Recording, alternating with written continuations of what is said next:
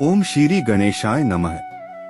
नमस्कार दोस्तों, आपका हार्दिक स्वागत है आपके अपने YouTube channel astrology with Joshi पर। मित्रों, वीडियो को अंत तक जरूर सुनें और लाइक, शेयर, कमेंट और सब्सक्राइब जरूर करें। मित्रों, एक और साल खत्म हो रहा है और इसके साथ ही हम 2025 की यादें, सबक और उम्मीदें लेकर आगे बढ़ रहे हैं। अब 2026 की शुरुआत होने वाली है तो मन में अनेक सवालों का आना स्वाभाविक है। इस साल हमारे लिए क्या नया होगा? दोस्तों, एस्ट्रोलॉजी विद जोशी राशिफल 2026 आपको पूरे साल की ज्योतिषीय भविष्यवाणियां देता है, जो वैदिक ज्योतिष और बृहस्पति, शनि, राहु केतु जैसे ग्रहों के गोचर पर आधारित हैं। हमारा मकसद आपको साफ और सही दिशा दिखाना है ताकि आप अपने फैसले सभी विषयों पर सोच समझकर ले सकें। तो 2026 की शुरुआत करने से पहले एक बार जान लें कि इस साल की ज्योतिषीय भविष्यवाणियां आपके और आपके प्रियजनों के लिए क्या लेकर आई हैं। तो आइए बिना देर किए आगे बढ़ते हैं और जानते हैं कि मिथुन राशि वालों के लिए वार्षिक भविष्यफल 2026 क्या भविष्यवाणी कर रहा है। दोस्तों, सबसे पहले आपके स्वास्थ्य की बात करते हैं, क्योंकि स्वास्थ्य है तो सब कुछ है। मिथुन राशि वालों के स्वास्थ्य के दृष्टिकोण से देखा जाए तो वर्ष 2026 में आपकी राशि या लग्न में बृहस्पति के गोचर को अनुकूल कहा जाएगा, लेकिन फिर भी प्रथम लग्न भाव में गुरु ग्रह की मौजूदगी को स्वास्थ्य के लिए ज्यादा अच्छा नहीं माना गया है। ऐसे में आपको स्वास्थ्य के प्रति जागरूक रहना होगा। बृहस्पति देव 31 अक्टूबर तक आपके दूसरे भाव में रहेंगे। गुरु ग्रह की यह स्थिति आपको काफी अच्छे परिणाम देगी। वहीं शनि देव का गोचर इस पूरे वर्ष ही कमर या जननांगों से संबंधित कुछ समस्याएं आपको दे सकता है।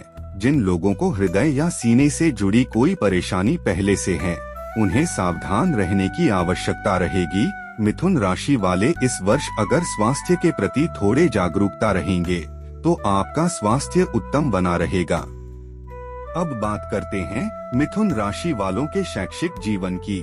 मिथुन राशि वालों के लिए शिक्षा की दृष्टि से यह वर्ष काफी हद तक अच्छा रहेगा। मिथुन राशिफल 2026 के अनुसार साल की शुरुआत से लेकर 2 जून तक बृहस्पति देव की दृष्टि का प्रभाव आपके पंचम और नवम भाव पर बना रहेगा, जो शिक्षा में सुधार लेकर आने का काम करेगा। वहीं 2 जून से 31 अक्टूबर तक बृहस्पति देव उच्च अवस्था में आपके दूसरे भाव में रहेंगे, जो पेशेवर कोर्स की पढ़ाई शिक्षा कर रहे छात्रों को सकारात्मक परिणाम दिलाने का काम करेंगे। लेकिन 31 अक्टूबर के बाद गुरुदेव आपको औसत परिणाम दे सकते हैं।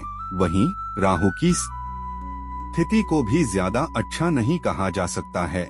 ऐसे में शिक्षा के प्रमुख कारक ग्रह का आशीर्वाद मिलना सकारात्मक माना जाएगा, जिसकी वजह से छात्र पढ़ाई में अच्छे परिणाम हासिल कर सकेंगे। व्यापार की दृष्टि से यह वर्ष मिथुन राशि वालों के लिए औसत रहेगा। इस पूरे साल शनि का गोचर आपके दशम भाव में होगा और ऐसे में यह आपसे अधिक मेहनत करवा सकते हैं। वहीं दशम भाव के स्वामी बृहस्पति भी 2 जून तक औसत फल प्रदान करेंगे। बता दें कि दशम भाव के स्वामी के रूप में गुरु ग्रह उच्च अवस्था में बैठकर दशम भाव पर दृष्टि डालेंगे। इस प्रकार 2 जून से 31 अक्टूबर तक बृहस्पति देव आप पर अपना आशीर्वाद बनाए रखेंगे। यह अवधि आपके लिए सफलता लेकर आ सकती है। 31 अक्टूबर के बाद बृहस्पति देव की स्थिति आपको कमजोर फल प्रदान करेगी। वहीं बुध महाराज साल के ज्यादातर समय आपको अच्छे परिणाम देने का काम करेंगे और व्यापार करने वाले जातकों का प्रदर्शन अच्छा रहेगा। शिक्षा, फाइनेंस और मैनेजमेंट से जुड़े लोगों के लिए समय अनुकूल रहेगा और आपके सभी काम बनेंगे। मिथुन राशि वालों की नौकरी की बात करें तो आपके कर्म भाव के स्वामी बृहस्पति देव साल की शुरुआत से लेकर 2 जून तक आपको सामान्य परिणाम देंगे। 2 जून से लेकर 31 अक्टूबर तक बृहस्पति कर्म भाव के स्वामी के रूप में उच्च अवस्था में रहते हुए आपको अच्छे परिणाम देंगे। वहीं 21 जून से 2 अगस्त 2026 की अवधि में आपके छठे भाव के स्वामी मंगल वृषभ राशि में रहेंगे। ऐसे में आपको अनचाही यात्राएं करनी पड़ सकती हैं। वहीं 18 सितंबर से 12 नवंबर 2026 के दौरान आपके छठे भाव के स्वामी मंगल नीच अवस्था में दूसरे भाव में मौजूद होंगे। इसके परिणाम स्वरूप आपको कार्यक्षेत्र पर बहुत सावधान रहना होगा। कुल मिलाकर वर्ष 2026 आपके लिए अनुकूल रहेगा। आर्थिक दृष्टिकोण से वर्ष 2026 पिछले साल की तुलना में काफी अच्छा रहेगा। साल की शुरुआत से लेकर 2 जून तक धन के कारक ग्रह बृहस्पति देव आपके प्रथम भाव में रहेंगे और इससे पहले गुरु ग्रह आपके द्वादश भाव में बैठे थे, जो आपके खर्चों में वृद्धि करवा रहे थे। वहीं 2 जून से लेकर 31 अक्टूबर तक धन के कारक बृहस्पति धन भाव में उच्च अवस्था में रहेंगे, जो कि बहुत शुभ स्थिति मानी जाएगी। वहीं 31 अक्टूबर के बाद यह आपको औसत परिणाम दे सकते हैं। शुक्र देव भी आर्थिक मामलों में आपकी सहायता करेंगे। वहीं केतु और राहु का गोचर औसत रहेगा। लाभ भाव के स्वामी मंगल देव की स्थिति भी आपके लिए सामान्य ही रहेगी। कुल मिलाकर साल 2026 मिथुन राशि के जातकों के आर्थिक जीवन के लिए काफी हद तक अच्छा रहेगा। साल का मध्य भाग विशेष रूप से आपके लिए अनुकूल रहेगा। मिथुन राशि वालों के प्रेम जीवन की बात करें तो आपके प्रेम जीवन में बृहस्पति जैसे शुभ ग्रहों का शुभ प्रभाव लंबे समय तक आप पर बना रह सकता है। वहीं आपके पंचम भाव के स्वामी शुक्र का गोचर आपके लिए अच्छा रहेगा। साल की शुरुआत से लेकर 2 जून तक बृहस्पति देव की पंचम दृष्टि भी आपके पंचम भाव पर रहेगी। ऐसे में आपके प्रेम जीवन में मिठास बनी रहेगी। हालांकि 2 जून से 31 अक्टूबर के बीच गुरु का प्रत्यक्ष प्रभाव पंचम भाव पर नहीं होगा, लेकिन सप्तमेश होकर उच्च अवस्था में होने के कारण गुरु ग्रह के प्रभाव से उन लोगों का प्रेम जीवन मधुर बना रहेगा जो प्रेम विवाह करने की सोच रहे हैं। राहु केतु का प्रत्यक्ष प्रभाव भी पंचम भाव पर नहीं होगा, परंतु पंचम से पंचम अर्थात नवम भाव पर राहु का प्रभाव 5 दिसंबर तक रहेगा। ऐसे में छोटी मोटी समस्याएं भले ही रहें, लेकिन कोई बड़ी समस्या नहीं आएगी। कुल मिलाकर साल 2026 आपके प्रेम जीवन के लिए अच्छा रहेगा। वहीं अगर आपके विवाह व वैवाहिक जीवन की बात करें तो विवाह योग्य जातकों के लिए वर्ष 2026 अच्छा रहेगा। साल की शुरुआत से लेकर 2 जून तक बृहस्पति आपके प्रथम भाव में रहेंगे और सप्तम भाव को देखेंगे। विवाह के लिए यह एक अच्छी स्थिति मानी जाती है। ऊपर से बृहस्पति आपके सप्तम भाव के स्वामी होकर सप्तम भाव को देखेंगे और इसे भी शुभ माना जाएगा। सप्तमेश प्रथम भाव में रहकर पंचम भाव पर दृष्टि डालेंगे और ऐसे में विवाह के योग प्रबल होंगे, बल्कि प्रेम विवाह करने वालों को भी अच्छे परिणाम प्राप्त होंगे।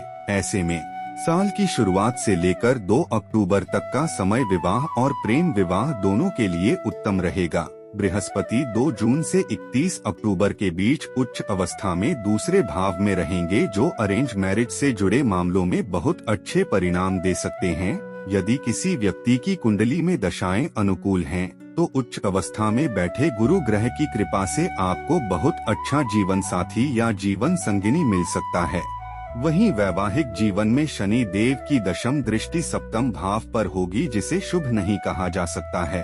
अतः दाम्पत्य जीवन में सावधानी बरतनी होगी। यह स्थिति 2 जून से 31 अक्टूबर तक जारी रहेगी। कुल मिलाकर साल की शुरुआत से लेकर 31 अक्टूबर तक छोटी मोटी समस्याएं आएंगी, परंतु दाम्पत्य जीवन में अनुकूलता बनी रहेगी।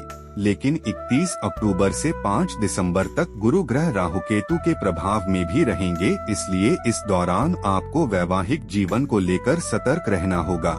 कुल मिलाकर वैवाहिक और जीवन में प्रेम बनाए रखने की कोशिश करके आप संबंधों को अनुकूल रख सकेंगे। मिथुन राशि वालों का पारिवारिक व गृहस्थ जीवन की बात करें तो पारिवारिक जीवन वर्ष 2026 में ज्यादातर अच्छा रहेगा। दूसरे भाव के कारक ग्रह बृहस्पति पिछले गोचर की तुलना में इस गोचर में ज्यादा अच्छे परिणाम देंगे। साल की शुरुआत से लेकर 2 जून तक गुरु ग्रह आपको अच्छे परिणाम दे सकते हैं। वहीं 2 जून से 31 अक्टूबर के बीच पारिवारिक जीवन अच्छा रहेगा और घर परिवार में कोई मांगलिक कार्य हो सकता है। बृहस्पति देव का प्रभाव 31 अक्टूबर के बाद समाप्त होने के कारण पारिवारिक जीवन सामान्य रहेगा। 2026 में मिथुन राशि के लिए भूमि, भवन, वाहन सुख की बात करें तो आपको वर्ष 2026 औसत परिणाम दे सकता है, क्योंकि शनि ग्रह की सप्तम दृष्टि पूरे वर्ष चतुर्थ भाव पर रहेगी, जो वाहन सुख की प्राप्ति में कुछ समस्याएं पैदा कर सकती हैं। साल की शुरुआत विशेषकर 2 जनवरी से लेकर 5 फरवरी के बीच बुध ग्रह अस्त रहेंगे। इस दौरान जमीन जायदाद से जुड़ा कोई नया सौदा न करें। इसी तरह 26 फरवरी से लेकर 21 मार्च तक बुध ग्रह वक्री रहेंगे और ऐसे में इस अवधि को भी जमीन जायदाद से जुड़े कार्यों के लिए ठीक नहीं कहा जाएगा। इसके अलावा 13 अप्रैल से 23 मई, 1929 जून से 24 जुलाई और 24 अक्टूबर से 13 नवंबर के बीच भी जमीन जायदाद से संबंधित मामलों में आपको सावधानी बरतनी होगी। मिथुन राशि वालों को 2026 में ऊपर बताई गई अवधि में अगर जमीन जायदाद या वाहन से जुड़ा कोई काम करना जरूरी है तो पूरी सावधानी से करें, क्योंकि भूमि, भवन और वाहन इन तीनों ही क्षेत्रों में परिणाम औसत रह सकते हैं। उपाय दोस्तों, उपाय जानने से पहले वीडियो को लाइक, शेयर, कमेंट और सब्सक्राइब जरूर करें। उपाय, मिथुन राशि वालों को ये उपाय जरूर करने चाहिए, जैसे कि गाय की सेवा करें और पूर्ण रूप से सात्विक रहें, नियमित रूप से मंदिर जाएं और अगर संभव हो तो कम से कम 10 नेत्रहीनों को भोजन करवाएं।